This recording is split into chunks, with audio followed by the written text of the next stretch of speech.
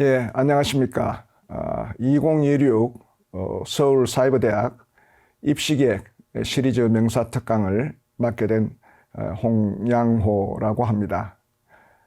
저는 서울사이버대학교 통일안보북한학과 학과장이신 이지영 교수님께서 최근 제가 출간한 절대로 포기할 수 없는 통일하도라는 책을 읽으시고 이 책이 통일 문제에 대해서 가장 중요한 내용들이 많이 기술되었다면서 서울사이버대학교에 수강하고 계시는 모든 학생들이 한번 이 내용을 들었으면 좋겠다는 초대 말씀에 계셔서 이 자리에 서게 되었습니다.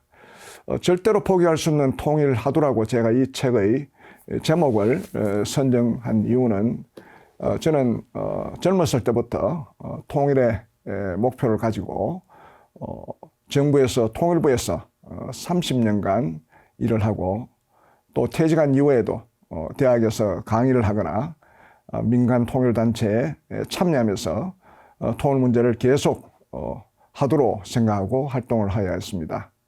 이번에 분단 80주년, 강복 80주년을 맞이하여서 저의 40년의 통일 인생의 경험을 기록으로 남기고 통일 문제에 관한 관심이 많으신 분들이 이 내용들을 함께 공유해 주셨으면 좋겠다는 생각에서 이번에 절대로 포기할 수 없는 통일하도라는 제목으로 책을 발간하게 되었습니다.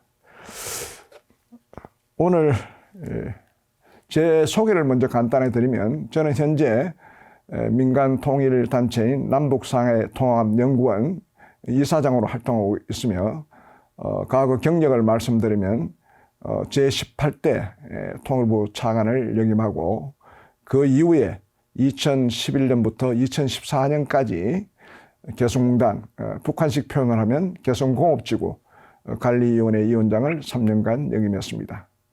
퇴직한 이후에는 이화여자대학교 북한학과 협동과정 초빙교수, 그리고 서울대학교 행정대학원 경영교수, 한국행정학회 통일특별위원장, 국민대학교 한반도미래연구원 원장을 역임했고 한국정부와 독일정부 간에 결성된 한독통일자문위원회 한국측위원을 7년간 역임한 바가 있습니다.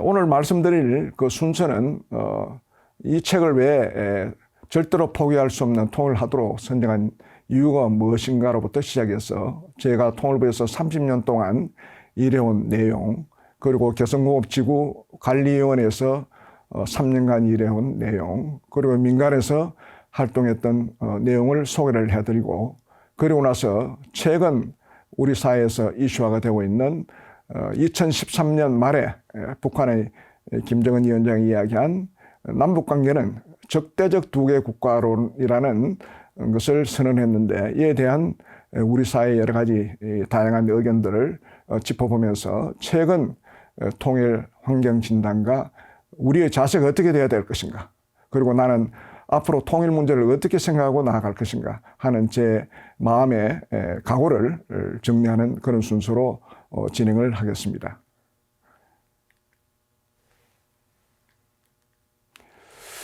책명 선정 이유는 조금 전에도 방금 말씀드렸습니다만은 저는 젊었을 때부터 분단 시대에 살고 있는 젊은 청년들은 통일 문제에 인생을 한번 바쳐볼 만한 충분한 가치가 있다는 그런 저 자신의 이런 젊은 시절의 꿈과 희망을 가지고 평생 40년 동안 정부에서 한 30년, 그리고 민간에서 10년, 40년의 통일 인생을 살아왔기 때문에 통일이라는 하도를 저의 마음에 담고자 책명을 선정했습니다.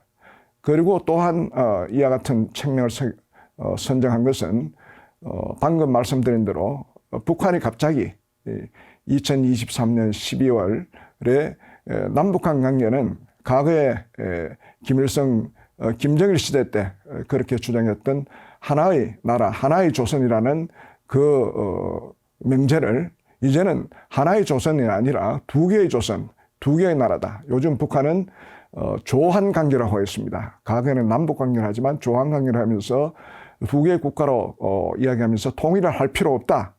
북한에 선언했기 때문에 우리에게 충격을 주었습니다만은 뭐 북한이 내부적인 전략적 이해관계 때문에 그렇게 선언한 것에 대해서는 또 이해하는 측면도 있다 하지만 우리 사회에서도 북한의 이러한 두 개 국가론에 동조하는 내용들이 나타나서 이것은 아니다 하는 생각에서 우리는 하나의 나라, 하나의 민족 반드시 통일해야 됐다는 그런 각오와 결심들을 담을 필요가 있다는 생각에서 그런 제목을 적었습니다. 특별히 우리 미래 세대에는 통일 문제에 대한 무관심이 높아지고 있습니다. 그래도 과거에 통일 인식 조사를 해보면 젊은 청년들도 통일이 필요하다는 내용이 적어도 한 50% 이상은 되었는데 요즘 와서는 젊은 세대들이 통일에 대해 필요하다 하는 것이 뭐 여러 가지 조사 기관에 따라서 다르지만 한 30%대, 뭐 심지어는 한 25%대 이런 식으로 통일 문제에 대해서 무관심하기 때문에 우리 미래 세대에 대해서 통일 문제의 중요성을 일깨워주는 일이 필요하다는 그런 생각에서 저는 이번에 책명을 절대로 포기할 수 없는 통일하두 그런 책 제목을 정했습니다. 금년이 강복 80주년이자 분단 80주년입니다만은 2차 대전 이후에 분단국 중에 이미 1975년에 베트남이 공산화 무력 통일이 이루어졌고 1990년에 독일이 동독 시민들의 자유민주항거에서 서독 체제에 편입한 통일이 이루어졌고 또 1990년에 남북 예멘이 서로 합의해서 봉합 통일이 이루어졌습니다. 뭐 예멘의 경우에는 그 뒤에 통합 과정이 혼란스럽고 소프트 랜딩 하지 않아서 또 재분리되었다가 다시 1994년에 통일이 됐습니다. 어떻게 되었든 분단 국가 중에 3개 국가가 이미 오래전에 통일이 되었습니다만은 우리 남북한은 자나 깨나 우리의 소원은 통일이라고 그렇게 말을 많이 하고 북한도 앞장서서 조선은 하나다 하고 통일에 앞장섰습니다만은 80년이 지난 이 시점에서 여전히 분단이 되어 있고 또 분단의 통일을 되기 위한 미래의 전망이 밝지 못한 상태이기 때문에 정말로 안타까운 현실을 목도하고 있습니다. 그럼에도 불구하고 우리는 통일을 절대로 포기할 수 없기 때문에 저는 40년의 경험을 반추해 보면서 앞으로 우리가 어떻게 해야 할 것인가를 제가 말씀을 드리도록 하겠습니다. 내용 개요는 지금까지 설명을 해야 되기 때문에 화면을 그냥 넘기도록 하겠습니다. 제가 통일부에서 27년간 통일 업무를 추진하면서 경험하고 또 느꼈고 깨달았던 그런 내용들을 중심으로 해서 몇 가지 말씀을 드리도록 하겠습니다. 제가 통일부에서 처음 근무할 때 가장 중요했던 것이 북한을 제대로 알아야 되고 국제 정세에 대해서 제대로 알아야 통일 문제를 종합적으로 이해할 수 있다는 것을 알게 되었습니다. 그래서 저는 북한에 대해서 외국에 가서 공부를 하고 또 국제정치 공부를 했습니다.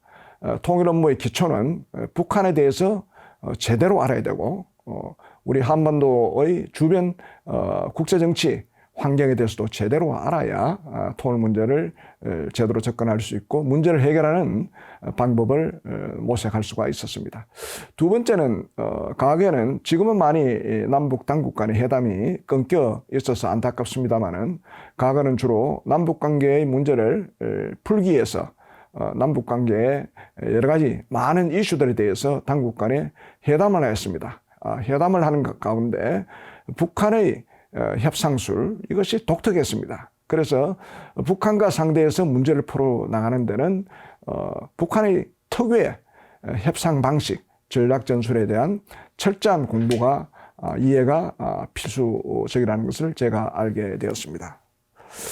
세 번째는 남북 간의 교류 협력을 추진해서 서로 가까이 되고 민족 공동체를 구성하는 일이 중요한 일입니다만은 그에 못지않게 그 뒷 배경에 있는 군사 문제, 북한 핵 문제 해결을 하지 않고는 남북 관계가 획기적으로 한 걸음씩 한 걸음씩 나갈 수 없다는 현실을 목격하게 되었습니다. 그래서 남북교류협력 추진과 군사 핵 문제 해결 방안하는 이것이 또 통일 문제를 해결하는데 아주 중요한 과제였습니다. 다섯 번째는 이와 같은 일들을 하기 위해서는 결국 이것이 사람이 하는 일이기 때문에 통일과 관련된 인재의 양성, 인재들이 정부나 민간 조직 또 대학의 학계에 많이 축적이 되어 있어야 되고 또 통일을 추진하는 여러 가지 조직들이 역량이 강화되어야 된다는 것을 알게 됐습니다. 그래서 통일 업무는 단순하지 않고 북한도 알아야 되고 국제정치도 알아야 되고 또 북한의 협상술도 알아야 되고 또 남북교류협력 추진을 위한 여러 가지 방안 또 군사적인 문제, 북한 핵 문제를 해결하는 이런 방법들도 종합적으로 알아야 되면서 이를 위한 여러 가지 인적 또 조직 역량 구축이 필요하다는 그런 관점에서 통일 업무는 종합적이고 전략적이고 균형적 능력이 요구되는 복합적 과제라는 것을 제가 알게 됐습니다. 어떻게 생각하면 의욕은 강해도 문제를 풀어나가기에는 쉽지 않은 과제가 있기 때문에 이러한 과제를 풀기 위해서는 균형 잡힌 종합적 시각을 가진 인재가 필요하다는 것을 제가 깨닫게 되었습니다. 그동안 저는 뭐 보수 정부든 진보 정부든 역대 정부에서 실무자로서 또 마지막에는 통일부 차관으로서 근무를 했습니다만은 크게 보면 우리의 대북 정책, 통일 정책의 목표는 첫 번째는 우리 민족 공동체 통일 방안에 나타났듯이 첫 번째는 화해 협력과 평화를 정착하는 것입니다. 교류협력을 촉진해서 남북 간의 민족 공동체를 구성하고 또 우리의 목표가 평화통일이기 때문에 한반도의 평화 기반을 구축하는 것이 제일 첫 번째 순서였습니다. 이런 과정을 거쳐서 사실상 남북한은 하나의 민족, 하나의 나라라는 관계 수준으로 높이면서 통일을 진전시키기 위한 제도적 기구로서 남북연합을 구축하는 것이었습니다. 이와 같은 상태가 되면 그 이후에는 남북한이 서로 합의해서 하나의 통일국가, 평화통일국가를 수립하는 것이 최종 목표를 달성하는 것입니다. 적어도 그동안에는 1단계 화해협력과 평화를 실천하는 노력을 많이 이루어졌습니다만 지금은 이제 화해협력과 평화 정착하는 그러한 모든 노력들이 물거품처럼 이제 사라지고 이제는 원점으로 돌아가는 적대적 관계로 돌아온 것이 참 안타깝습니다만은 그렇다 하더라도 우리는 이와 같은 1단계, 2단계, 3단계의 목표를 계속 추구해야 된다고 생각합니다. 이와 같은 목표를 달성하기 위해서 과거 정부가 어떻게 접근했느냐, 뭐 보수 정부든 진보 정부든 제가 볼 때는 한 세 가지 방식으로 접근했던 것입니다. 첫 번째는 기능적 접근입니다. 남북 간에는 체제와 이념이 다르기 때문에 당장 정치적으로 군사적으로 통합할 수가 없기 때문에 비정치적 비군사적 분야에서 다양한 분야의 교류협력 확대를 통해서 남북 간의 민족 공동체 형성을 해 나가자 하는 것이 기본적으로 과거 정부의 접근 방법이었습니다. 두 번째는 군비 통제입니다. 비정치 분야의 교류협력이 이루어진다 하더라도 결국은 군사적 문제가 해결되지 않으면 남북 관계는 획기적으로 진전될 수가 없습니다. 이 군사적 문제는 군비 통제라고 하는데 군비 통제는 학문적으로는 운용적 군비 통제와 구조적 군비 통제로 구분됩니다. 운용적 군비 통제는 여러 가지 무기 체계를 방어적 무기로 만들어낸다든지 군사 분계선 앞에 대치되고 있는 여러 가지 뭐라 할까 군사 무기의 설치를 상대의 후방으로 이렇게 물린다든지 또 상대방이 군사훈련을 하게 되면 남에서 군사를 하면 북에서 와서 참관을 하고 또 북에서 군사를 하면 남에서 참관하는 이런 운용적 군비 통제를 거쳐서 궁극적으로는 군축으로 가고 핵 문제가 해결되는 이런 군비 통제의 접근 방법을 시도했는데 교류협력의 부분은 많이 진전이 됐지만 이런 군비 통제 부분은 초기 단계에 거쳤다고 저는 그렇게 판단합니다. 세 번째 중요한 것은 사실은 보수 정부나 진보 정부나 북한의 올바른 바람직한 변화를 추구했습니다. 보통 북한의 변화 이야기하면 우리 사회 일부 사람들이 뭐 북한을 체제에 전환시키려고 하는 것이냐, 북한을 뭐 전복하려고 하는 것이냐, 아니면 북한을 붕괴하려고 하나, 이런 극단적인 입장을 이야기하고, 북한도 뭐 그런 식으로 이야기하고 있습니다만은, 제가 말하는 북한의 바람직한 변화는 남북한 체제와 이념이 워낙 다르기 때문에 좀 더 가까워지려면 북한이 개혁 개방을 해서 경제 교류 협력을 할 수 있는 여건을 많이 만들어 나가고, 또 북한이 국제 규범을 지키는 정상 국가가 되면 남북한에 합의된 내용들이 착실하게 지켜지고, 그래서 우리가 통일을 추구하기 위한 하나의 기반을 제대로 갖춰진다. 그래서 미래의 평화적인 통일을 위한 여건을 만들기 위해서는 조금 전에 말씀드린 기능적 접근 방법과 군비 통제가 동시에 이루어진다 하더라도 궁극적으로는 북한의 바람직한 변화가 이루어져야 우리의 통일 정책을 추구할 수 있다고 생각합니다. 역대 정부는 이 세 가지 방식을 뭐 정도의 차이는 있지만 다 목표로서 접근 방법으로 추구해 왔던 건데, 사실은 이것이 제대로 안 되었습니다. 왜 제대로 되지 않았을까 하는 것을 말씀드리겠습니다.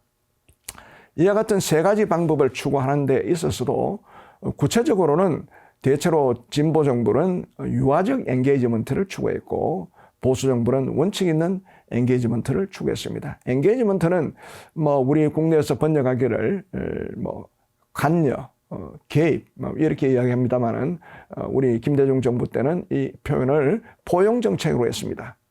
그러니까 우리식으로 표현하면 유화적 포용이냐, 원칙 있는 포용이냐 이런 건데, 진보 정부는 유화적 포용을 하면서 구체적으로는 상호주의를 하더라도 유연하게 해야 된다.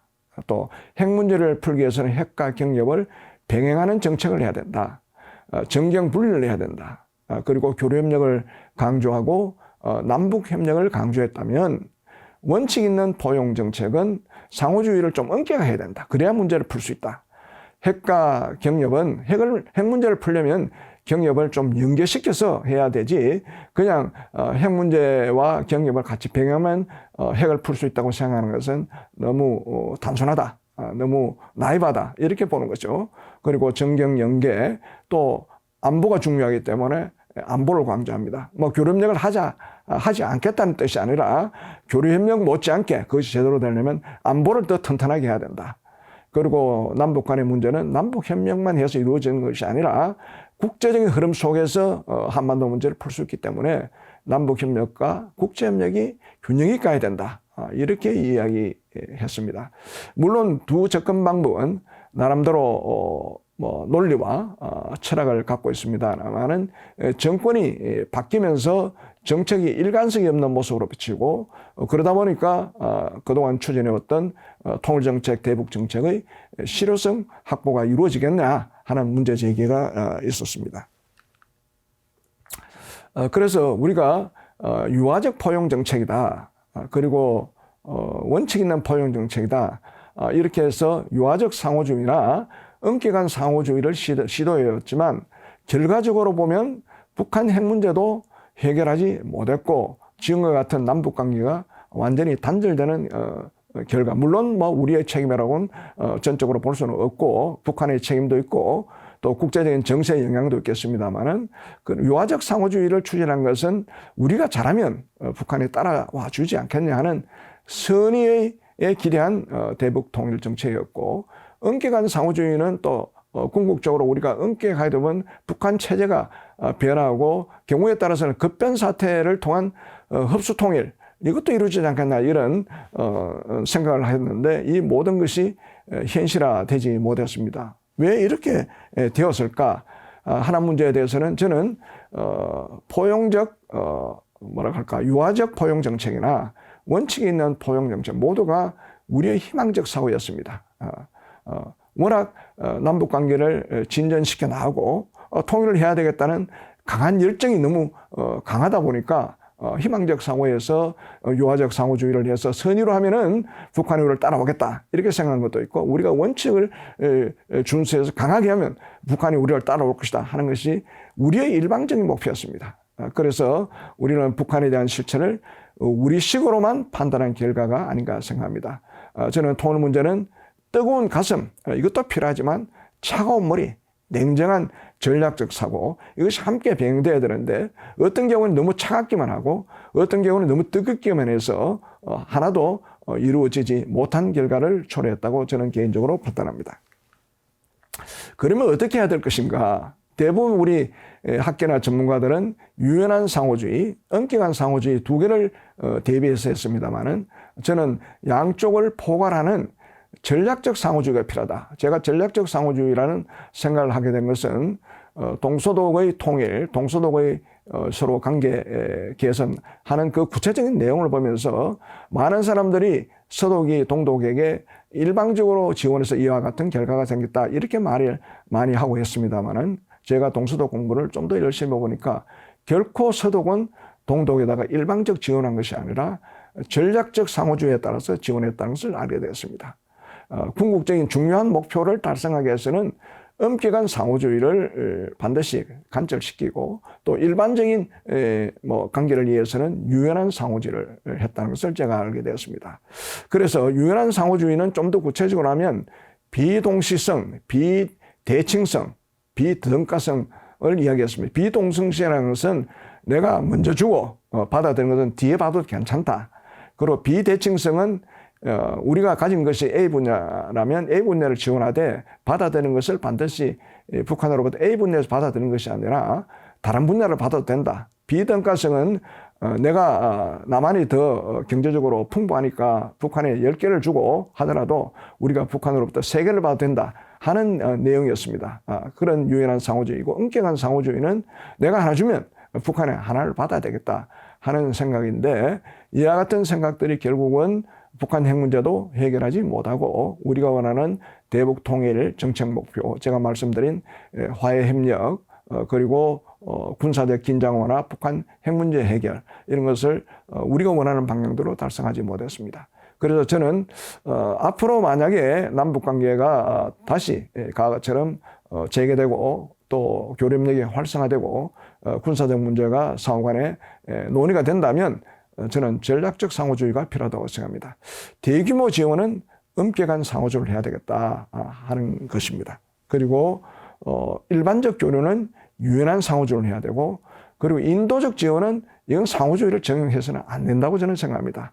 인도적 지원은 순수한 마음으로 무조건적으로 주어야 정책의 일관성이 있다고 저는 그렇게 강조하고 싶습니다. 앞으로 이와 같은 전략적 상호주의를 적용할 수 있는 남북관계가 언제 되게 될지는 모르겠지만 혹시 남북관계가 좋은 돌파구가 마련되어서 과거처럼 돌아간다면 이와 같은 전략적 상호주의를 전개하는 것이 좋지 않을까 저는 그런 말씀을 드리고 싶습니다. 제가 개성단에서 한 3년 2개를 근무했습니다. 2011년 10월부터 2014년 12월까지 근무했습니다만 그 기간 동안에 많은 위기도 있었고 또 북한과 많은 회담도 하고 또 여러 가지 개성단의 문제를 풀기 위한 노력들을 많이 했습니다만 개성단은 어떻게 생각하면 1989년 우리가 북방 정책을 추진하면서 남북 교류 협력을 선언한 이후로부터 꾸준하게 다양한 경제 교류를 했습니다. 처음에는 무역으로 시작해서 위탁 가공, 그리고 합영 사업, 그리고 다양한 경제 협력 사업을 했습니다만은 이 모든 적어도 한 20년 이상의 남북 간의 경제 교류 협력의 가장 결정판으로서 남북 간의 합의해서 개성단을 냈습니다. 북한에 한 100만 평 되는 부지에 우리의 기업들 한 123개 기업이 들어가서 생산 활동을 했었는데 그것이 우리의 목표는 이 개성단을 통해서 남북 경제협력 결정판인 이 개성단을 정말로 성공적으로 달성해야 됐다고 생각하고 또 우리 국내적으로는 우리 중소기업들이 중국의 여러 가지 제조업의 경쟁력 또 동남아의 경쟁력을 위기를 느끼면서 중소기업의 경쟁력을 강화하는 국내적인 수요도 있었고 또 북한 땅에 이 개성단이라는 경제협력을 하면 그 땅을 통해서 평화를 분위기를 조성할 수 있다. 평화정책의 거점이 된다. 앞으로 이런 개성단이 북한 전역에 생긴다면 정말로 평화는 확실히 달성할 수 있다는 그런 전제하에서 개성단을 성공적으로 잘 해보겠다고 했고, 또 개성단을 통해서 남북 간의 주민들이 접촉하면서 매일매일 다양한 문화와 생각과 또 경제 교류의 여러 가지 모든 다양한 면면을 통해서 우리는 서로 하나가 되기 위한 통일 준비, 통합의 준비에 실험장이 될 수 있다. 이런 목표를 가지고 우리는 개성단을 추구했습니다. 그러나 제가 한 3년 2개월 동안 지내면서 그럼 북한은 어떻게 생각했을까 하는 것을 알게 됐습니다. 북한의 경우에는 북한의 고위 관리가 저한테 한때 지나가듯이 한 말을 했습니다. 남한은 남한대로 개성을 하는 목표나 기준이 있겠지만 우리의 경우에도 개성단을 관리하는 기준이 있다. 그것은 뭐냐? 정치성, 군사성, 수익성, 공해성을 기준으로 하고 있다. 그러면서 거기에 대해서 설명을 하지 않았습니다. 그런데 제가 이제 판단해 보니까 오랫동안에 북한 공부, 또 뭐 경제협력 공부, 남북 간의 회담을 통해서 배웠던 여러 경험들을 통해서 보니까 정치성은 기본적으로 남한에서 개성단을 운영한다 하더라도 북한의 정권, 북한의 체제, 그에 대해서 위협을 가져오는 개성단이 되어서는 안 되고, 비록 남한 사람들이 북한의 5만 4천 명과 같이 일을 한다 하더라도 기본적으로 여기에는 북한의 정치 우선주의가 그대로 적용되고 북한 정치 생활이 그대로 적용된다는 것입니다. 두 번째는 군사성입니다. 남한에서 북한 땅에 와서 경제협력이라는 명분으로 비록 북한이 허용해서 했지만 이것은 과거의 군사시설이기 때문에 개성단을 통해서 북한의 군사적 운용에 위해를 가해서는 안 된다. 그래서 군사우선주의다 하는 것이고, 세 번째는 이양 땅을 내줬으니까 수익이 최대한 나가야 되겠다 하는 것이고, 그리고 공여성은 혹시나 남한에서 진출한 개성단에 진출한 남한의 기업들이 굴뚝산업, 공해를 일으키는 산업이 아닐까 하는 것이었는데 사실은 공해성의 문제는 전혀 일어나지 않았습니다. 왜냐하면 대부분 개성군단에 진출했던 우리의 기업들은 중견 기업들이고 또 모범적인 기업들이기 때문에 공해성 문제는 발생하지 않고, 크게 보면 북한은 개성군단을 정치성, 군사성, 수익성이 달성되는 목표로 했습니다. 그래서 이제 북한의 목표는 조금 전에 말씀드린 수익성을 위해서는 외화 획득의 수단, 기술 이전의 통로로 생각했고, 그리고 정치성과 군사성에 위해를 된다면 언제든지 개성군단을 포기할 수 있는 그런 정치적 협상 카드로 사용했다는 것을 제가 알게 되었습니다. 이와 같이 우리의 목표와 북한의 목표를 잘 깨달은 저는 어떻게든 개성단의 관리위원장으로서 개성단을 안정적으로 성공적으로 잘 하도록 해야 되겠다. 그래서 우리의 대북 정책을 달성하면서도 북한이 갖고 있는 이런 우려사항을 침범하지 않는 범위에서 성공시켜야 되겠다는 그런 생각을 항상 갖고 있었고, 또 어떤 위기가 발생했다면 이게 어떻게 될 것인가. 보통 평소에 개성단에는 남한에서 올라간 우리 기업인들, 근로자들이 한 1,000명 정도 됩니다. 사람들의 인명에 관한 문제이기 때문에 위기가 발생하면 이분들의 신변 안전을 어떻게 할 것인가 하는 건데, 제가 2013년 4월 달에 북한에서 갑자기 저한테 통보하기를 거기에 있는 우리 남한 근로자들 모두 나가라, 철수, 강제 추방을 사실상 통보했습니다. 이럴 때 한 달간 동안 북한과 협력하면서 또 회담하면서 또 저희 목표를 달성하기 위해서 북한과 충돌해가면서 성공적으로 우리의 인명이 한 명도 피해보지 않도록 남한으로 대처했던 그런 위기관리 사태를 제가 해결한 바 있습니다만은, 어떻게든 저희 목표는 우리가 지향하는 목표를 달성하면서 북한이 하는 그런 기준에 궁극적으로 침해되지 않으면서 우리의 목표를 달성하려고 했는데, 2016년에 결국 북한 핵 문제, 미사일 문제 때문에 개성군단이 완전히 중단된 모습을 보고 정말로 안타깝다는 생각을 하면서, 앞으로는 남북관계의 경제협력이나 어떤 일 할 때는 위기관리에 대한 준비, 또 여러 가지 리스크에 대한 리스크를 최소화할 수 있는 방법, 이런 것을 모색하면서 북한과 대규모 경제협력을 해야 됐다, 하지 않으면 되지 않는다 하는 생각을 제가 얻게 되었습니다. 제가 퇴직 후에 이제 민간 영역에서 여러 가지 활동을 많이 했습니다. 주로 이제 그동안에 대학에서 한 6개 대학에서 대학원생들을 한 10년간 강의를 했고, 각종 뭐 통일단체 또 공공기관 등에서 많은 통일 요청이 있었습니다만은, 제가 처음에는 대학에 강의할 때 제가 익숙하지 않았기 때문에 뭐 여러 가지 준비를 많이 해서 이렇게 이야기를 하고 다녔는데, 특히 이제 지방에 가면은 지방에서 강의를 하면 질문하는 내용이 정확한 어떤 사실에 근거하지 않고 질문하는 것을 많이 발견을 하고 나서, 제가 열심히 전국적으로 다니면서 판단은 다르게 하더라도 실태는 정확하게 이해할 수 있도록 해줘야 되겠다. 북한의 현실이라든지 남북회담의 현실이라든지 또 구체적인 남북관계의 특성이라든지 이런 것들을 이해하는 바탕 속에서 판단은 뭐 수강생들이 각자 다르게 한다 하더라도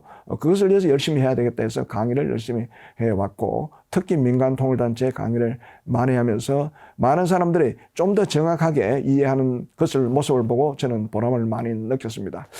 그럼에도 또 함께 병행해서 민간 통일단체의 활동도 많이 참여했습니다. 제가 대학에서 강의를 하고 민간 통일단체에 많이 참여해서 했던 것은 적어도 정부에서 고위직으로 통일 경험을 했던 사람의 사회적 책임감, 이런 것이 저한테 어깨에 짓누르는 그런 하나의 책임감으로 느껴졌고, 그래서 저는 나와서라도 민간과 대학에서 활동하는 것이 통일 문제를 발전시켜 나가는데, 통일 문제를 공감대를 확산시켜 나가는데 도움이 된다는 생각에서 많이 활동을 했는데, 정말로 저는 잘했다고 생각합니다. 앞으로도 뭐 그런 생각을 가지고 이와 같은 활동을 하려고 생각하고 있습니다. 제가 민간단체와 참여해서 여러 가지 활동했던 그런 모습들이 밑에 사진이 있습니다만은, 의외로 지금 뭐 통일 문제에 대해서 무관심 세대가 많아진다고 하지만, 또한 한편으로는 또 통일 문제에 관심 갖는 또 그룹들이 곳곳에 많이 있습니다.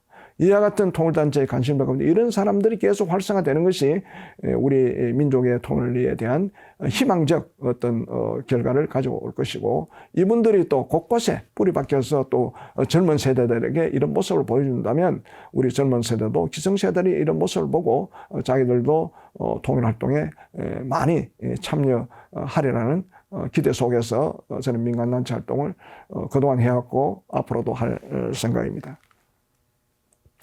제가 이제 뭐 대학이나 또 민간단체에 많은 통일에 대한 강의를 했는데, 크게 한 제가 6개는 뭐 다양한 또 뭐 통일단체나 학교에서 요청되는 주제에 따라서 강의했습니다만, 제가 특별히 한 6개 정도는 특별히 중심을 두고 강의를 했습니다. 첫째는 북한 정권 체제를 제대로 알아야 된다 하는 것이었습니다. 제가 통일부에 처음 갔을 때 그냥 북한을 일반적인 공산주의 국가로 생각했는데, 알면 알수록 북한은 일반적인 공산국가와 다른 또 하나는 체제가 있었습니다.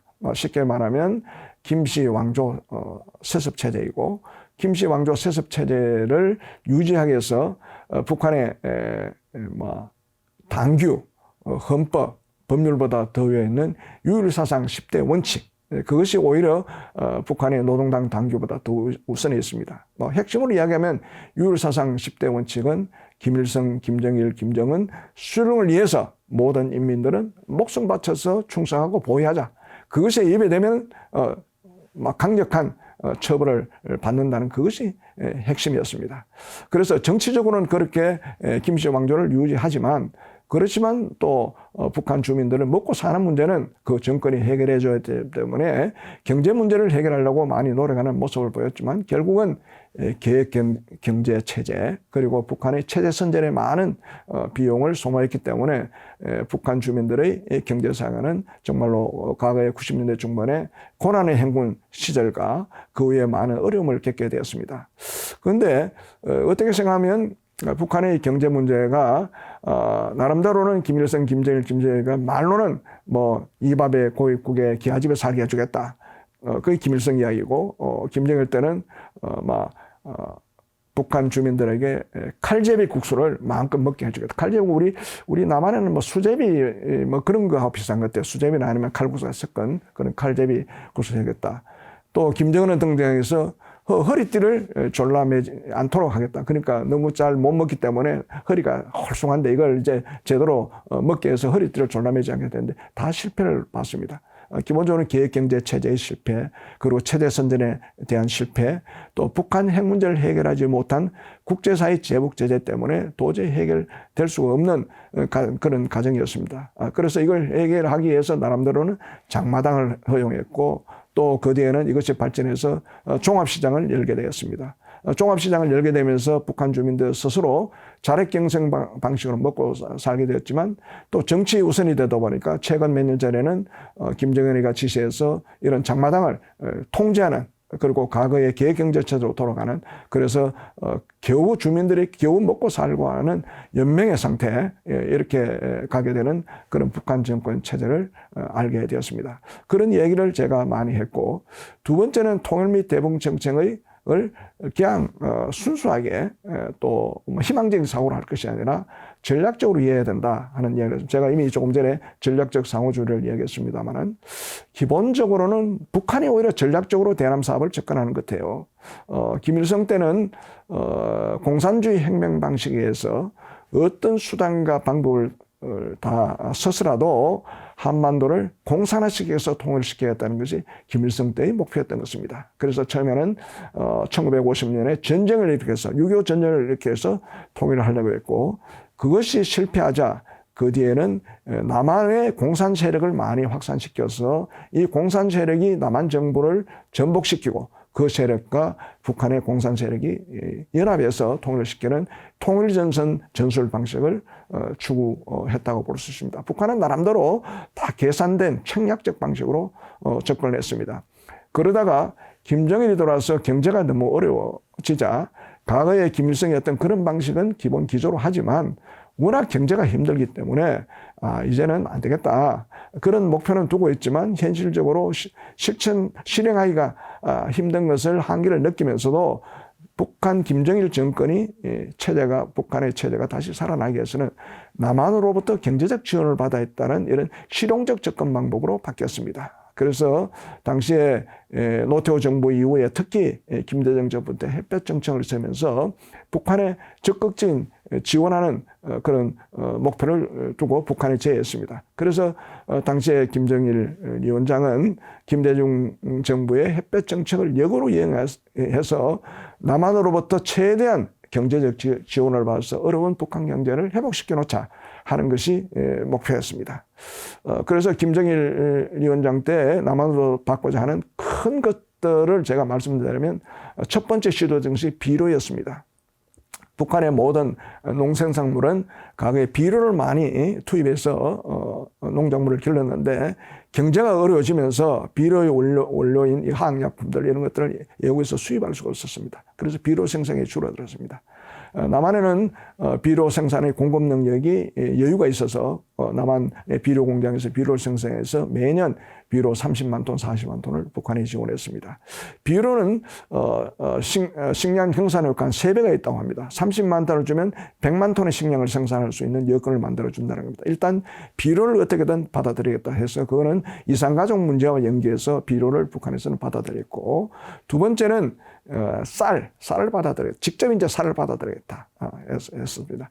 사실은 남한의 경우에는 사람들의 식생활 패턴이 달라져서 쌀 소비량이 줄어들었습니다. 그리고 국제적으로 남한에 대해서 식량 개방을 요구했을 때 우리 농민들을 보호하기 위해서 우루과이 라운드에 가입하면서 우리가 개방을 점진으로 하겠다. 그러니까 국제사회에서는 의무 쌀 수입을 하라. 그래서 외국으로부터 적절한 수입을 하게 되고 또 국내에서 생산된 쌀이 많이 남아도니까 창고에 많이 저장이 되었습니다. 창고 저장비가 엄청나게 들게 되었습니다. 그래서 우리 정부는 이 저장된 창고 비용을 북한에 준다면 차라리 우리의 식량 가격도 안정이 되고 창고비도 줄어들 수 있으니 그렇게 하자 해서 쌀을 공급했습니다. 쌀이 보통 매년 한 40만 톤 공급했죠. 그리고 북한이 원했던 것은 전기였습니다. 제가 구체적인 이름을 거론하기는 할 수는 없지만 북한의 경제 분야에 상당한 높은 책임자가 저한테 개별적으로 둘이 만나서 이런 얘기했습니다. 북한 경제는 아무리 노력해도 되지 않는다. 왜냐하면 전력 문제 때문에 도저히 되지 않는다. 그런데 북한에는 핵무기도 만들고 미사일도 만드는 충분히 전력을 공급할 수 있을 건데 무슨 소리냐 하고 저는 의아심했습니다만은 북한은 총량적으로 전력이 부족하고 또 전기의 질이 낮습니다. 그래서 주파수가 일정하지 않고 또 정전 사태가 많이 나고 그러니까 제대로 된 생산 활동을 할 수가 없는 거죠. 그래서 북한이 우리로부터 구하는 것은 전기를 받으려고 꾸준히 노력했습니다. 여러분들 잘 아시는 대로 사실은 이 대한민국은 전기가 풍부한 나라이고 그리고 그 전기의 질이 최고 수준의 나라입니다. 우리 국민들은 그걸 모르겠지만 우리는 엄청나게 전력성 원자력 발전소도 있고 화력 발전소도 있고 엄청난 게 있는데 북한이 한국에 충분한 이 전력 사정을 알고 북한에 좀 지원을 해달라 그렇게 요청했죠. 그러나 전력 문제는 북한 핵 문제하고도 좀 연계된 것도 있고 또 전기를 주는 데 따라서 그것이 어떻게 개통을 받느냐에 따라서 잘못하다가는 남한의 전력 사정에 영향을 줄 수밖에 없기 때문에 전력은 좀 곤란하다. 그렇게 이야기하면 결국은 전력은 결과적으로 핵 문제가 해결되지 않으면서 전력을 공급하는 일은 실제로 이루어지지 않았습니다. 그러다 보니까 북한이 네 번째 했던 것이 그러면 우리에게 원자재를 좀 지원했으면 좋겠다. 과거에 북한의 최대 특성상 김일성 생일 때나 김정일 생일 때 국가에서 북한의 모든 주민들에게 특별 물량을 공급해 줍니다. 어린애들에게는 예컨대 학용품을 준다든지 가방을 준다든지 또 일반 가정에는 돼지고기를 얼마 이상을 준다든지 특별 공급을 해줘야 되는데 자꾸 외환 사정이 어려워지고 외부로부터 수입할 수 있는 그런 여력이 안 되니까 남한에 물자가 많으니까 도와달라 했었습니다. 그때 북한이 요구했던 것은 일반 신발을 신는 고무 그리고 비누를 만드는 원료 그리고 학생들이 입을 옷을 입은 옷 원료 옷 재료 이런 원단 이런 걸 보내달라 해서 결국은 남쪽에서 그걸 보내준 적도 있습니다. 그리고 민간단체들이 많은 NGO들이 북한을 많이 도와줬죠. 그래서 북한은 남한으로부터 얻어지는 이런 여러 가지 물자를 통해서 북한의 어려운 경제를 회복하면서 한편으로는 북한은 장마당을 활성화시켜서 북한 주민들이 스스로 살도록 그랬습니다. 그래서 2002년도에 김정일 위원장이 있을 때 7.1 경제관리 개선 조치를 해서 이제는 배급제를 폐지한다. 그리고 전면 폐지하는 것이 아니라 군인이나 공무원이나 노약자 제대군인들한테는 국가가 배급을 해주지만 나머지는 당신들이 알아서 이익을 남겨서 스스로 해결해라. 그러면서 장마당 활성화되는 그런 조치를. 그러면서도 한편 김정일 위원장은 7.1 경제관리 개선 조치 이후에 선군 경제 건설 조치라는 것을 또 결정을 했습니다. 그것은 뭐냐면 핵 문제, 핵을 개발하고 미사일 개발하는 여기에 북한의 모든 자원을 집중 투자해라 하는 것이었습니다. 그래서 어떻게 생각하면 책략적으로 전략적으로 김정일 위원장에서 첫 번째는 북한 정권과 북한 체제를 지키기 위해서는 핵 미사일을 개발하기 위해서 모든 북한의 중요 자원들은 군수산업에 1차적으로 우선 공급해주라. 그리고 두 번째는 이제 배급제는 폐지한다. 필요한 사람만 배급하지만 나머지는 당신들이 알아서 스스로 식량 문제를 해결하라.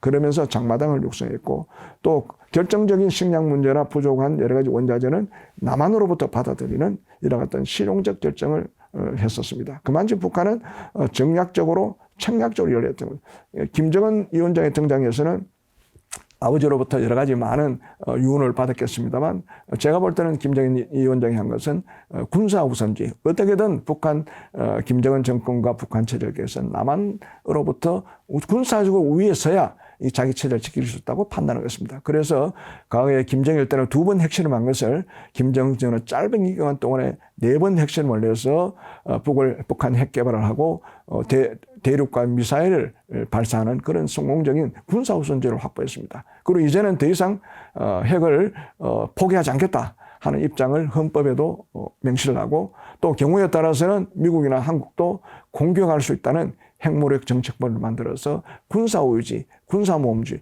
그 방향으로 진행되고 급기야는 남한과 통일할 필요가 없다. 이제는 하나의 나라가 아니다. 김일성, 김정일이가 그렇게 강조했던 통일 강령을 손자인 김정은이가 무시하면서 두 개의 국가를 하는 이런 책략적 방식으로 북한은 이렇게 진행한다는 것을 우리가 전략적으로 이해할 필요가 있다. 그러면 이런 북한에 대해서 우리가 어떻게 우리는 또 전략적으로 절 것인가. 제가 조금 전에 말씀한 대로 유화적 상호주의나 엄격한 상호주의와 같이 이렇게 우리의 선의로 북한을 너무 기대하거나 우리의 희망대로 하겠다는 이런 생각을 버리고 우리도 좀 더 전략적으로 차갑게 이성적으로 북한을 접근해야 된다는 내용들을 제가 많이 강의를 했습니다. 분단국 통일 사례의 경우는 제가 조금 전에 서두에도 말씀했습니다마는 독일, 베트남, 예멘은 이미 통일을 했습니다. 통일을 했는데 독일 사람들이 그런 이야기를 많이 했어요. 자기들이 통일은 갑자기 통일이 닥쳐왔기 때문에 전혀 준비가 안 됐다. 그래서 통일 비용도 많이 들고 우왕좌왕했다. 그래도 통일은 중요한 가치이기 때문에 통일 비용을 많이 들여서라도 통일을 시키는데 노력해서 결국은 통일을 성공시켰지만 한국의 경우에는 다른 나라의 분단국의 통일 사례를 잘 지켜보고 분석하고 그래서 여기에서 시사점과 교훈을 받아라. 그렇게 이야기를 많이 해주고 있습니다. 독일의 경우에는 사실 우리가 배울 것은 결국은 독일의 통일은 일반적으로 서독이 동독을 흡수했다고 하지만 사실은 그것이 아니고 동독 주민들이 공산 독재 정권을 한거에서 자유롭고 풍요로운 서독 체제를 자기들이 편입해서 통일을 추진하는 동력을 매를 거고 또 갑작스러운 통일 때문에 통일 비용이 엄청나게 많이 들었습니다. 이런 문제를 우리가 잘 헤아려서 미리미리 통일 준비를 잘 해야 된다는 교훈을 얻었습니다. 베트남의 경우는 공산화 무력 통일을 했는데 북베트남이 공산 세력이지 않습니까? 남베트남인 자유민주 세력은 미국이나 우리나라나 이 자유국가들이 그렇게 도와주면서도 불구하고 패배하고 공산 무력 통일을 당했다는 것은 그만큼 남베트남에 문제가 많다. 그 문제가 많은 것은 지도자가 부패했고 매일 모든 지식인들이나 종교인들이나 학생들이 데모하면서 사회가 되게 혼란스럽고 또 남베트남 내에 많은 세력들이 북베트남과 연계되어 있는 공산 세력들이 많기 때문에 무너졌기 때문에 그 교훈을 본다면 남한이 북한에 공산화 당하지 않기 위해서는 우선 지도자가 청렴하고 깨끗하고 그리고 우리 사회 전체가 정말로 사회 혼란이 일어나고 통합해 가면서 그러면서 우리 사회가 자유민주 국가에 대한 긍지와 본원을 가지고 똘똘 뭉쳐야 된다. 그래야 우리가 중심이 돼서 통일을 할 수 있다 하는 그런 교훈을 얻을 수가 있고 예멘의 경우에는 우리와 같이 오랫동안에 유구한 민족 역사에 있어서 통일하자고 최고 책임자들이 정상회담을 수차례 했었습니다. 그래서 정상회담을 통해서 봉합통일을 했는데 그 봉합통일 이후에 통일이 되었는데 내부의 여러 가지 통합 과정이 혼란이 생겨가지고 다시 3년 뒤에 재분리가 되었습니다. 그러니까 이 과제는 통일된다고 해서 그것이 영속적으로 잘 된다는 뜻이 아니라 통일 이후의 통합 과정을 제대로 못하면 또다시 분리될 수가 있다. 그런 교훈을 얻을 수가 있습니다. 이와 같은 3개의 나라의 여러 교훈들을 보면서 우리가 앞으로는 통일을 위해서 여러 가지 참 다양한 준비를 해야 된다 하는 교훈들을 제가 강의를 많이 했습니다. 첫 번째 제가 많이 강조했던 것은 첫 번째는 우리가 튼튼해야 된다. 우리 스스로가 자각력이 있어야 된다. 그래서 군사력, 경제력 튼튼해야 되고 문화적으로 튼튼해야 되고 내부적인 통합이 돼야 된다. 우리 혼란스러울 때 물론 우리 사회에 문제가 많죠. 많은 분이 많은데 우리가 강해야 국제사회로 하여금 우리의 통일을 끌어올 수 있는 힘이 생긴다. 우리가 약하고 우리가 혼란스러우면 되지 않는다는 얘기를 많이 했고 제가 항상 강조하던 전략적 상호주의도 있고 또 준비를 많이 해야 된다. 비록 독일이 통일할 때 엄청난 통일 비용이 들었지만 우리가 제대로 준비하면 통일 비용을 우리가 최소화할 수 있다. 그래서 지금부터 학계든 정부든 또 생각 있는 전문가든 이런 다양한 분야에서 어떻게 하면 제대로 된 통합 준비를 해 나가는 데 따라서 통일 비용은 최소화하면서 통일 편역을 확대시키고 최대할 수 있다 하는 것을 준비해야 된다는 얘기를 제가 많이 했습니다. 그러면서 궁극적으로 중요한 것은 통일은 우리가 중심이 되어서 하는 것이지 국제사회가 과거에 우리가 해방 후에 미국과 소련이 우리를 분단시키는 주요의 국제적인 요인이 되었다면 앞으로는 그런 국제사회가 우리의 운명을 결정하는 것이 아니라 우리가 우리의 운명을 결정하도록 노력하고 국제사회를 우리의 운명에 도움을 줄 수 있도록 끌어들이는 그런 역할을 우리가 해야 되겠다 하는 내용들을 많이 이야기했습니다. 통일정책의 변천과 평가는 제가 자세히 말씀드리지 않겠습니다만 최근에 일어났던 두 개 국가에 대해서는 나중에 따로 이야기를 하고 북한의 협상 형태의 특징도 제가 많이 했습니다. 북한은 협상은 정상적인 서구의 비즈니스적인 그런 협상을 하는 것이 아니라 목표를 달성하기 위해서 합법적인 방법, 비합적인 방법, 또 뭐 폭력적인 방법, 상대방을 협박하는 모든 방법을 총동원해서 자기의 목표를 달성하는 그런 패턴이 있기 때문에 거기에 대해서 제대로 공부를 해서 대처해야 된다는 그런 내용으로 제가 많이 강의했고 개성단은 조금 전에 말씀드렸습니다만 제가 한 6개 정도를 주로 강의를 많이 했는데 주로 제 경험을 통해서 또 제가 퇴직 후에 독일 공부를 해서 독일 현장을 많이 다녔습니다. 통독 연수단을 합류해서 가기도 하고 정부 간 결성된 한독통일자문회의 한국측 위원으로 7년간 일을 하면서 독일 공부를 많이 했기 때문에 그런 내용들을 중심으로 해서 생생한 경험담 중심으로 이야기를 했더니 많은 뭐랄까 수강생들이랄까 청중들이랄까 학생들이 상당히 경험 있는 그 저희 강의를 호감을 하고 또 여러 가지 새로운 시각으로 질문도 하고 해서 저는 많이 보람을 있었습니다. 민간 통일 활동은 제가 정부에 있을 때는 정부가 남북관을 다 주도하는 거로 생각했습니다. 왜냐하면 과거에는 이 통일 문제는 지금은 많이 달라졌지만 과거의 권위주의 정부 때는 통일 문제는 정부가 하는 것으로 돼 있었고 또 그 통일 문제는 대통령의 통치권 행위라는 이름 속에서 이루어졌습니다. 그러니까 민간의 영역이 미약했죠. 그러나 우리 사회가 민주사회가 되고 민간이 다양화되고 또 우리나라도 선진 국가처럼 다양한 NGO들이 생기면서 통일단체들이 많이 생겼습니다. 거기에는 뭐 북한과 직접 하는 뭐 통일운동을 하는 단체도 있고 젊은 청년들 교육하는 교육 문제를 하는 것도 있고 또 국제사회에 가서 국제사회에서 하는 다양한 그리고 북에서 오신 탈북민들을 돕기 위한 그런 활동들 수많은 통일단체의 모습들을 보면서 우리의 통일 문제는 정부만 하는 것이 아니라 민간도 같이 참여하는 거다. 그리고 이 민간의 순수한 이 통일운동 활동이 정말로 우리 통일의 미래의 희망이고 미래의 밝은 미래를 줄 수 있는 정말로 그런 거다. 그런 것을 제가 깨달았게 되었습니다. 그래서 저도 다양한 민간단체를 참여하면서 부족하지만 제가 가진 경험이나 뭐 이런 것들을 하고 저도 직접 일을 하면서 보람도 많이 느끼게 되었습니다. 물론 그런 하는 과정에 인간적 실망 이런 것도 몇 번 경험했습니다만 그럼에도 불구하고 제가 미래를 밝게 보는 것은 우리 사회에 다양하게 있는 이런 민간 통일단체들 물론 문제 있는 단체들도 있지만 대부분의 사람은 순수했고 재정이 없더라도 뭐 단돈 뭐 1,000원, 10,000원을 내더라도 이렇게 후원하는 많은 그룹들을 통해서 활동하는 것을 보고 우리는 통일 문제에 대해서 밝다. 이런 사람들이 우리의 통일에 지금은 남북관계 단절이 됐지만 언젠가는 이런 사람들이 통일의 중추 세력이 될 수 있다 하는 생각을 갖게 되고 민간활동을 적극 참여했습니다. 제가 퇴직 후에 독일 통일을 많이 이렇게 하면서 공부하면서 제가 인식 변화된 것을 잠깐 소개시켜 드리겠습니다. 첫 번째, 조금 전에도 얘기했지만 서독은 절대로 동독을 그냥 지원해 주지 않았습니다. 전략적으로 지원했습니다. 잘 아시는 대로 첫 번째는 인권 문제를 중시했어요. 대부분 사람들은 서독 문제를 하면서 서독이 동독에 대해서 인권 문제는 뭐 중요하지 않게 생각하지 않은 대로 생각하는데 결코 아니었습니다. 첫째는 동독에 있는 정치범 수용소에 있는 정치범들 33,755명을 프라이카프트라는 방식, 프라이카프트라는 것은 돈으로 자유를 산다는 겁니다. 그를 동독에 지불하고 그 사람들을 다 서독으로 데려왔습니다.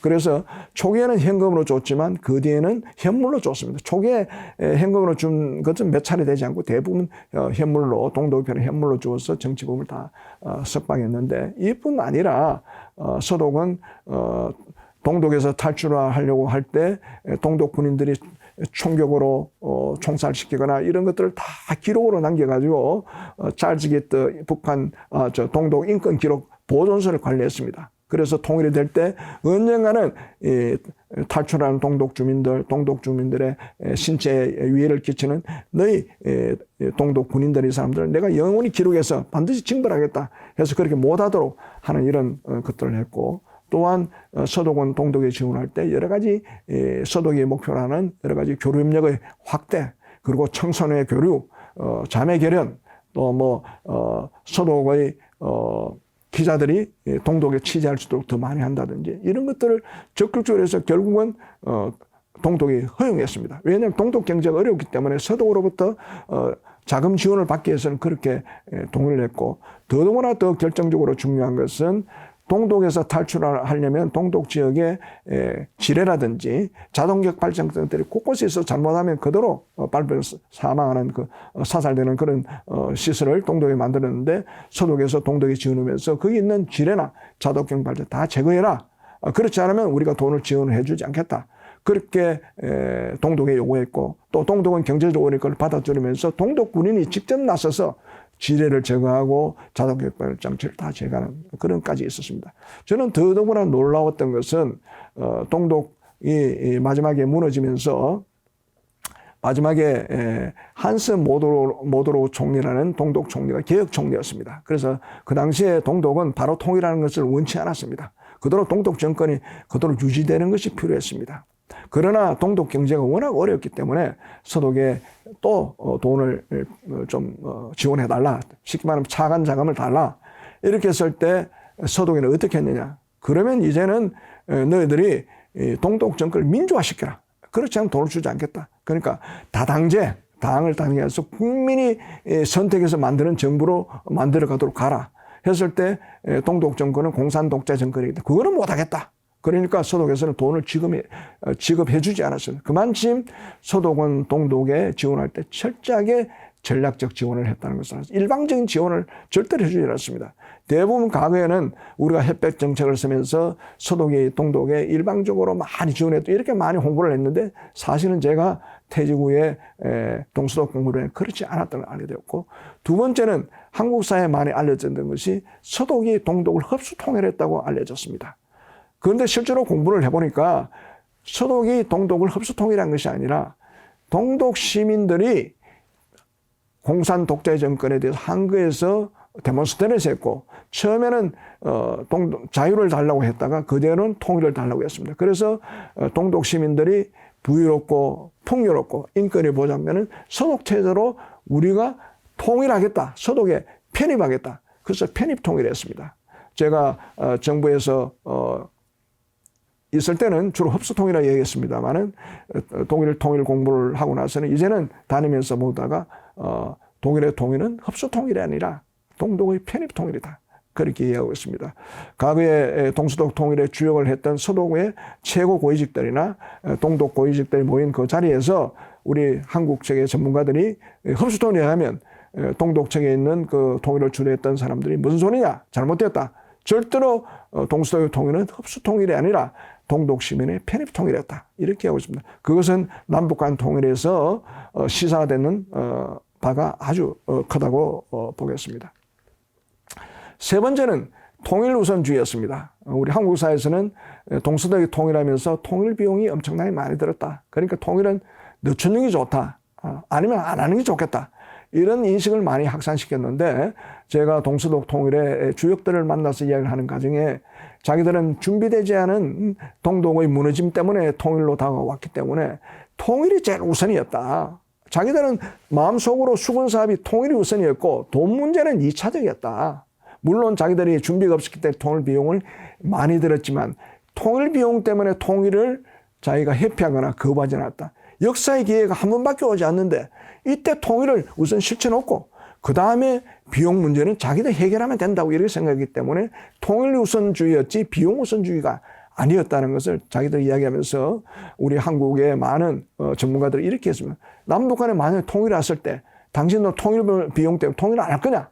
이렇게 반문했습니다. 그런 얘기할 때 제가 얼마나 창피했는지 모릅니다. 왜냐하면 우리 이 남한의 많은 한국의 전문가들은 항상 독일 사람 만나면 통일 비용이 어떻게 들었냐, 조달이 되느냐, 통일 비용 때문에 통일을 천천히 하는 게 맞지 않냐 이런 얘기를 하니까 독일 사람들이 속으로 냉소를 한 거죠. 한국 사람들한테. 통일이라는 가치가 돈의 가치보다 더 우선이지 돈의 가치가 통일 가치보다 더 우선이냐 이해가 안 된다는 거죠. 네 번째는 철저한 준비의 중요성을 냈습니다. 자기들은 제대로 준비를 못했기 때문에 큰 혼란과 비용이 많아졌지만 이제 다른 분단국의 사례를 보아왔으면 한국은 철저하게 준비해서 비용은 최소화로 만들고 편익은 최대한 만들어서 통일의 가치가 통일된 구성원들 전체에게 좋게 돌아가도록 복지로 돌아가도록 이렇게 하도록 노력해라 하는 얘기를 매번 강조하는 걸 보고 저는 태주고 통일 공부를 하면서 네 가지 인식의 변화가 있었다 하는 것을 말씀을 드렸습니다. 자, 북한의 두 개 국가론에 대해서 이야기하겠습니다. 갑자기 뚱딴지같이 김정은 위원장이 23년 12월에 남북한 관계는 하나의 나라의 관계가 아니라 통일을 지향하는 하나의 나라 관계가 아니라 두 개 국가도 아니고 거기에 앞에 붙어요. 적대적 두 개 국가라고 이야기했어요. 그러니까 모두 충격이었었죠.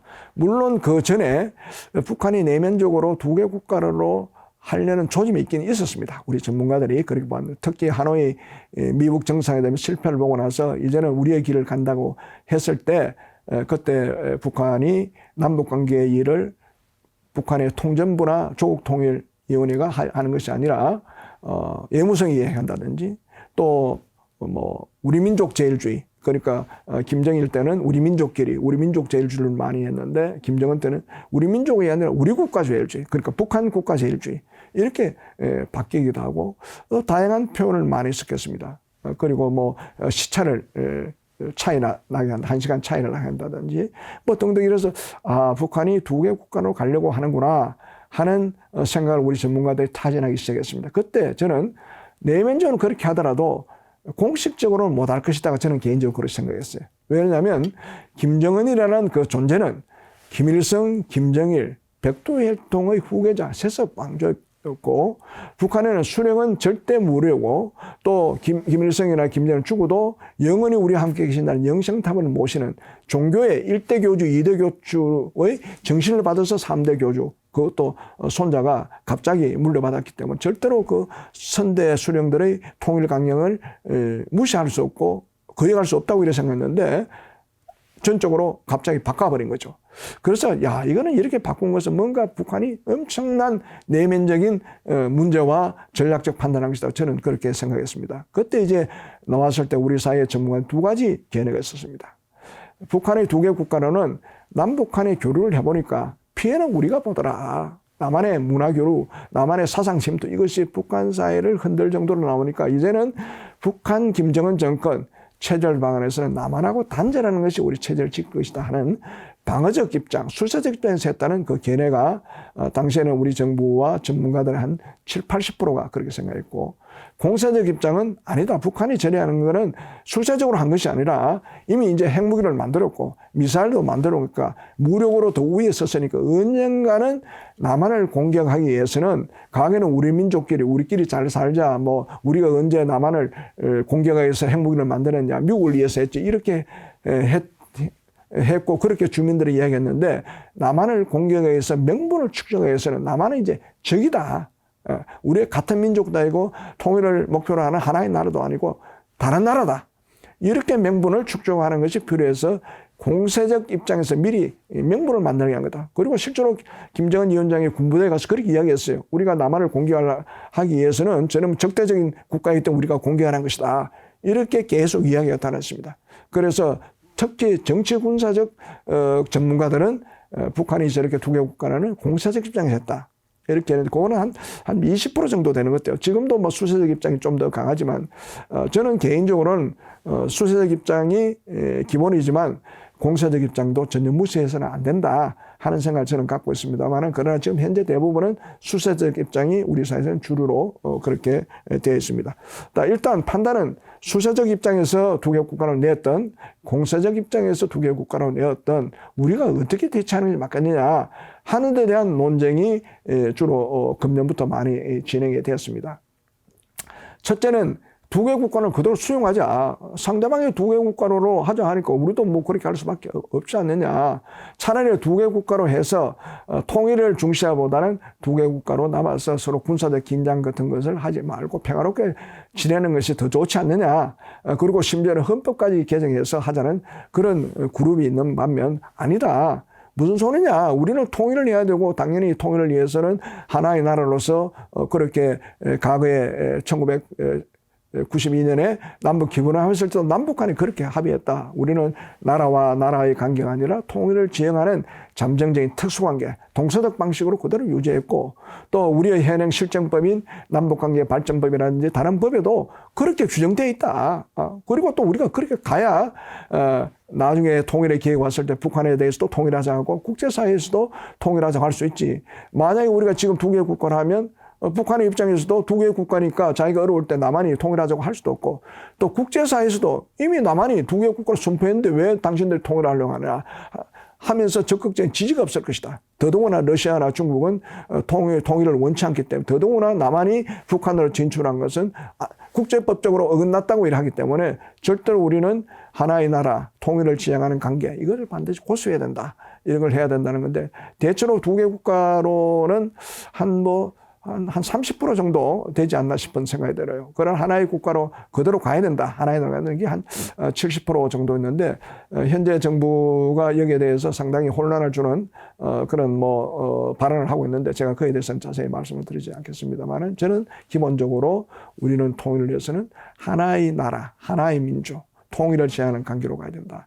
현실적인 문제가 뭐였냐면, 과거에 동독이 서독으로 동독민이 서독으로 넘어올 때 서독 사람들은 동독이 두 개의 국가로는 주장했다 하더라도 서독은 우리는 같은 민족이고 독일인이기 때문에 동독인이 서독인으로 들어오면 바로 서독인으로 바로 국적을 인정해 줬습니다. 지금 우리가 탈북민들이 중국을 거쳐오든 바로 어디를 거쳐오든 한국 땅에 들어오는 그 순간 한국 국민으로 받아주는 것은 이건 하나의 나라, 하나의 민족이기 때문에 그렇게 자동적으로 되는 겁니다. 만약에 두 개의 국가로 명령해버린다면 우리 스스로가 탈북민들이 중국에 탈출했다. 과거에는 중국에 들어가서 한국 대사관 오면 우리가 우리 국민으로 바라는데 중국 입장에서는 남북한은 두 개의 국가이기 때문에 그 사람들을 남한 국민이라고 인정할 수가 없어요. 그러나 하나의 나라로 인정해야 대한민국 대사관을 떠나면 자동적으로 우리 국민으로 받아주는 겁니다. 그러니까 탈북민들 입장에서 심각한 문제가 발생하였고 현실적으로 과거에 동독이 두 개의 국가를 계속 주장했습니다. 그런데 서독에는 주장을 받아들이지 않은 결정적인 계기가 1972년에 동서독 기본조약을 할 때 두 사례는 사실상 국가관계에 비슷한 내용도 있으면서 또한 하나의 민족 하나의 국가 내용이 중첩되어 있었어요. 그걸 근거로 해서 동독은 이제 서독이 동독을 국가로 인정했다고 주장하면서 이제 동서독 관계는 대상안을 설치하자. 이렇게 했습니다. 대상안을 설치한다는 것은 두 개의 국가를 인정한다는 뜻인데 그때 서독은 우리는 절대로 두 개의 국가가 아니다. 사실상 국제적으로는 두 개의 국가를 활동한다 하더라도 우리 사회는 예국이 아니다. 서독이 동독을 예국으로 인정하지 않는다. 그래서 우리는 상주대표부를 만들어야 된다. 국가를 인정하지 않을 때는 보통 연락대표부나 상주대표부를 건설합니다. 그걸 서독에 관철시켜서 동독에 서독의 상주대표부가 생기고 서독에는 동독의 상주대표부가 생겼습니다. 그만큼 서독도 끝까지 통일을 위해서 두 개의 국가를 받아주지 않았습니다. 그러니까 동서독에 그런 선례도 있고 실질적으로 우리에게는 통일을 목표로 가야 되기 때문에 그리고 탈북민들이 한국 사회 앞으로 계속 넘어올 때 대한민국 국민으로 받아줘야 되기 때문에 우리는 두 개의 국가로 받아서는 절대로 안 된다는 것이 제 개인적인 소신이고 저의 책 절대로 포기할 수 없는 통일화도의 그 내용에도 그렇게 명시되어 있습니다. 제가 외교관들의 얘기를 들으면 어느 나라에 탈북민이 그 나라에 억류가 됐어요. 그때 우리 대사가 그 나라에 찾아가서 이 사람은 대한민국 국민이다. 왜 당신들이 이 사람을 억류하느냐. 그래서 대한민국으로 끌어왔다는 얘기였습니다. 그러니까 대사 입장에서는 북한 주민은 대한민국 국민이기 때문에 해외에 나와 있을 때 다른 나라 그 나라의 국가가 북한 탈북민들을 억류할 때 찾아가서 당당히 주장할 수 있으니까 이 사람은 대한민국 국민이야. 당신은 타치하지 마라. 내가 데려가겠어. 그렇게 해서 한국으로 데려왔다는 그런 사례를 제가 발표하는 것을 보았을 때 이 두 개의 국간을 받아내냐 안 받느냐가 얼마나 현실적으로 심각한 문제라는 것을 우리가 깨달아야 됩니다. 이제 최근 통일환경진단과 우리의 자세에 대해서 말씀드리겠습니다. 사실은 현재 상당히 통일환경이 불리하게 전개되고 있는 것이 사실이고 이것 때문에 우리 사회의 통일무관심을 정대시키는 요인도 되고 있습니다. 1990년대 탈냉전 시대 그리고 2000년대에 교류민이 활성화되던 그런 시대에는 우리 사회는 통일의 희망과 통일의 열망, 곧 통일될 것이라는 기대를 가졌습니다만은 현재 여러 가지 진행되는 여러 가지 정세 요인들이 분란 체제를 장기화시킬 것이 아닌가 그런 우려를 하고 있습니다. 그 요인들을 살펴보면 첫 번째는 국제 환경이 불리하게 돌아가고 있습니다. 우리 한반도의 통일을 위해서는 주변 우리 한반도를 둘러싸고 있는 주변 강국들이 서로 협력하고 화해 무드가 돼야 되는데 지금은 미중 패권 경쟁이 상당히 오랫동안 진행되고 있고 또 진행될 거라고 생각합니다. 그리고 최근에 러시아와 북한, 중국이 신냉전 구도 그리고 미국과 한국과 일본이 또 한 구도 연대하는 이런 신냉전 구도가 된다면 한반도의 통일의 환경들이 대립관계로 진행되기 때문에 화해협력이나 교류협력이나 이런 진도가 나가는 것이 참 어렵게 되는 그런 상황입니다. 언제까지 진행될지는 알 수 없는 국제정세라는 것은 항상 언제든지 변할 요인들이 있기 때문에 현재로서는 불리한 환경이 정리되고 있다는 걸 말씀드리고 또 기본적으로는 통일이 되려면 북한 체제가 조금 달라져야 되는데 오히려 북한 체제는 김씨 왕조 세습 체제가 더 진행되고 있고 또 군사적 긴장이 완화되어야 되는데 오히려 군사적으로 더 긴장이 격화되는 북한 핵 미사일 개발이 되고 남북 관계를 적대적 두 국가 관계로 단정되어 있기 때문에 더더구나 더욱더 힘들어지는 과정이 있습니다. 그와 더불어서 우리 사회도 설사 그렇다 하더라도 우리 사회는 통일에서 더 결합되고 통일의식이 높아져야 되는데 이런 상황 때문에 통일 무관심이 정대되어 있고 미래의 통일을 담당할 젊은 세대들이 특히 통일 무관심이 정대되고 있다는 것이 심각한 과제로 다가오고 있습니다. 그러면 이럴 때 우리는 어떻게 해야 될 것인가 하는 것이 중요합니다. 과거에 이제 그 이야기를 하기 전에 필자가 그동안 남북경을 하면서 마음속에 강하게 각인됐던 것은 제가 1992년에 북한에 갔을 때 저와 만났던 북한 사람 한 사람이 저한테 갑자기 이런 질문을 했어요. 홍 선생 통일되겠습니까? 이야기합니다. 그래서 제가 의아했죠. 나를 시험하는 건가? 북한은 자나깨나 통일하는데 왜 나한테 통일되겠냐 물어보느냐 하고 제가 상당히 긴장된 마음으로 그냥 저는 있는 그대로 아니 무슨 말씀을 하십니까? 남북한은 통일이 돼야 되죠. 당신들도 자나깨나 통일을 하고 우리도 우리의 소원은 통일하고 이렇게 하고 있으니까 통일돼야 될 거 아닙니까? 했더니 그분 하는 말이 홍생 통일 안 됩니다. 남북의 권력자가 자기 권력 내놓겠습니다. 통일이라는 것은 한 권력을 내놔야 되는데 어떻게 권력을 누가 내놓겠습니까? 남쪽이 내놓겠습니까? 북쪽이 내놓겠습니까? 이런 뜻이에요. 최근에 김정은이가 두 개 국간을 이야기할 때 했던 얘기가 통일이라는 것은 제로섬이다. 제로섬. 남쪽이 주도해서 통일이 되든 북쪽이 통일이 되든 하나를 내놔야 되는데 그게 어떻게 가능하냐. 그건 있을 수가 없다.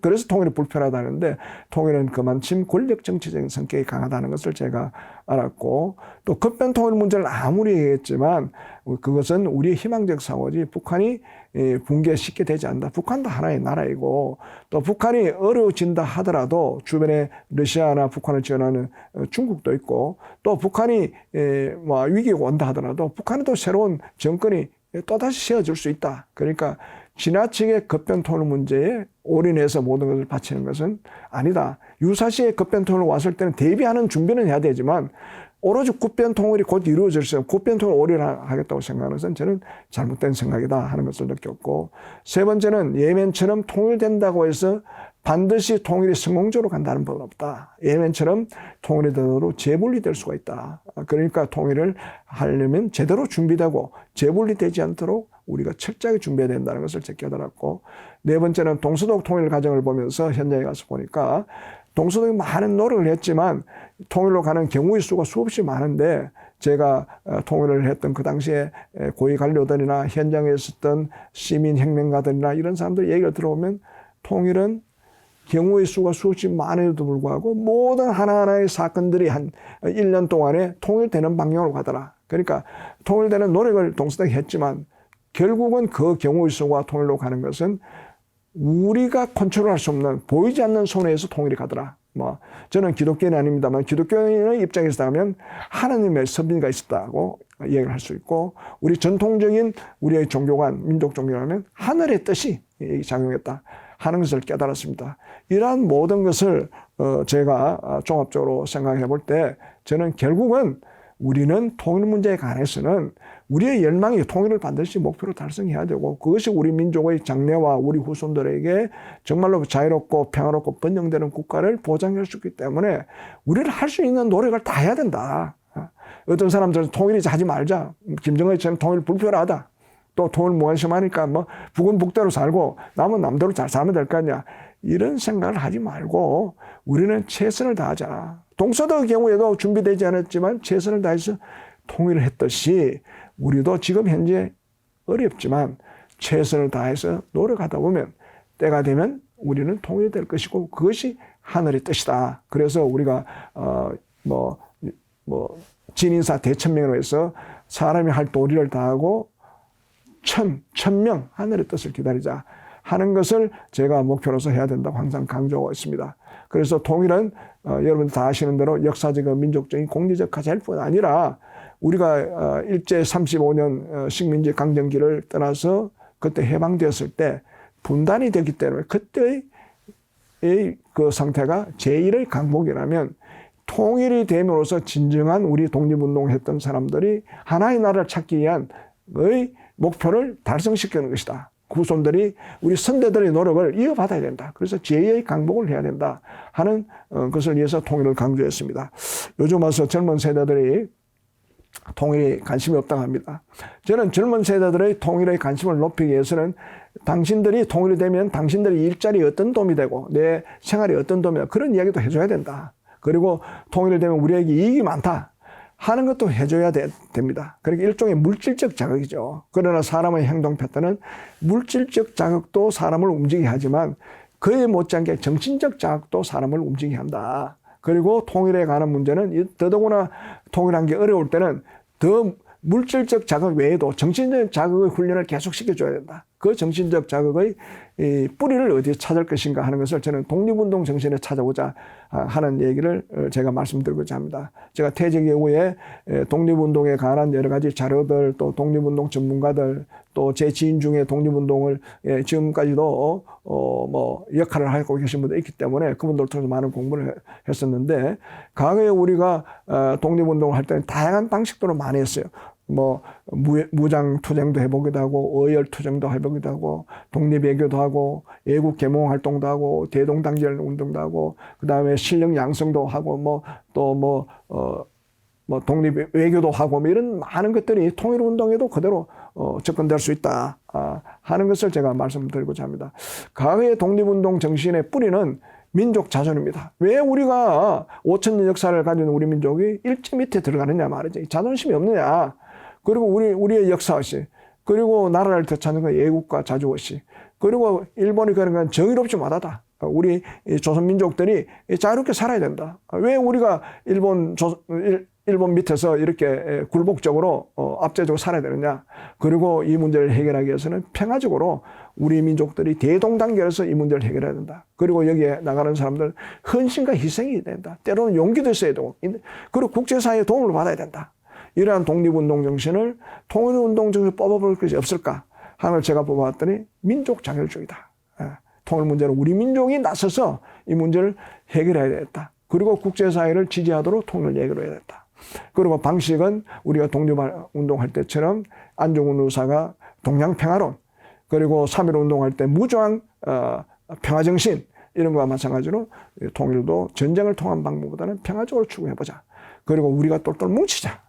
그리고 이 통일운동을 위해서는 무슨 돈을 주면 움직이는 그런 것이 아니라 우리 국민들 깨어있는 지식인들이 헌신과 봉사를 해야 되겠다. 독립운동에 산 사람들이 자기 가산을 다 팔아서 만주에 가서 독립운동 사람도 있고 돈을 많이 벌어서 독립운동 사람 지원해 줬던 사람들이 있은 그 결과로 우리가 해방이 되었기 때문에 통일 문제도 우리 사이에 끼어있는 지식인들, 돈이 있으면 돈으로, 김일성 말 맞다나 돈이 있으면 돈으로, 힘이 있으면 힘으로, 지식이면 지식으로 이야기했듯이 우리 사이에 끼어있는 지식인들, 또 통일을 열망하는 많은 순수한 민간 통일단체들이 헌신과 봉사를 해야 된다 하는 정신을 제가 통일운동 정신으로 독립운동 정신에서 한번 재해석해 봤습니다. 이와 같은 정신들을 우리 사회 전부에게 물질적 자극, 통일 편익론과 그리고 정신운동을 함께 해야 된다는 것을 제가 강조하고 싶습니다. 그래서 저는 이미 정부에서 떠났고, 저는 과거에 정부에 있을 때는 정부만이 통일 문제를 해결하고 핵심 동리라고 생각했습니다. 나보니까 정부 못지않게 민간 차원의 통일운동이 정말로 중요한 역할을 하고 또 필요하고, 또 통일이 왔을 때 이 사람들의 역할이 중요하다는 걸 제가 깨닫고 보았기 때문에 앞으로 저는 민간 차원의 통일운동에 조금이라도 도움이 될 수 있도록 해야 되겠고, 두 번째는 통일 무관심 가지고 있는 젊은 세대들에 대한 통일의식을 제고해야 되겠다. 제가 활동하고 있는 남북사회통합연구원에서 작년 금년에 남북한 젊은 청년들 한 20명 내외 정도를 이렇게 모집해서 저 강원도 고성에 가서 북한 땅을 보면서 통일 공부를 시키고 생각이 많이 달라진 것을 느꼈습니다. 금년에도 남북한 젊은 청년들 몇 명을 뽑아서 유튜브 방송을 해봤는데 너무너무 잘하더라고요. 우리 젊은 생각보다 의외로 우리 젊은 청년들이 통일 문제의식 가진 사람들이 꽤 많이 있다는 것을 제가 목격했습니다. 그래서 젊은 세대에 대한 통일의식 제고, 지금 아마 사이버 강의를 듣고 계신 많은 분들이 통일 문제에 관심을 갖고 있으리라고 생각합니다만은, 여러분들도 통일 공부를 해야 될 뿐 아니라 여러분들이 한 공부를 젊은 세대들에게 많이 통일의식을 제고시키는데 활동해 주신다면 정말로 우리 사회는 통일 공감대 확산이 높아지리라고 저는 생각합니다. 그리고 남북 출신 주민 간 통합 노력, 먼저 온 통일이라고 하지 않습니까? 탈북민들을. 그래서 남북 출신 주민 간의 통합 노력을 다양한 방식으로 지금 많이 하고 있습니다. 우리 사회에서. 그런 노력도 저도 참여하고 싶다고 말씀드리겠습니다. 자, 결론입니다. 하늘은 스스로 돕는 자를 돕니다. 지금 통일한 게 어렵다 하더라도 우리 구성원들이 그래도 다양한 방식으로 노력한다면 반드시 우리는 통일이 되리라고 생각합니다. 일제 35년 강점기 때 일본은 세계적인 슈퍼파워였습니다. 미국과 상대할 수 있는 그런 슈퍼파워였지만 우리의 민족 선배들은 정말로 어려운 고난을 겪으면서 만주든 연해주든 미국이든 남미든 유럽이든 어디 가서라도 뭐라 할까, 민족 독립운동 투쟁을 하면서 결국은 우리의 독립을 찾았듯이 통일 문제도 우리가 노력한다면 반드시 통일될 수 있다는, 하늘은 스스로 돕는 자를 돕는다는 이 명제를 가지고 저는 이 강의를 마치도록 하겠습니다. 경청해 주셔서 감사합니다.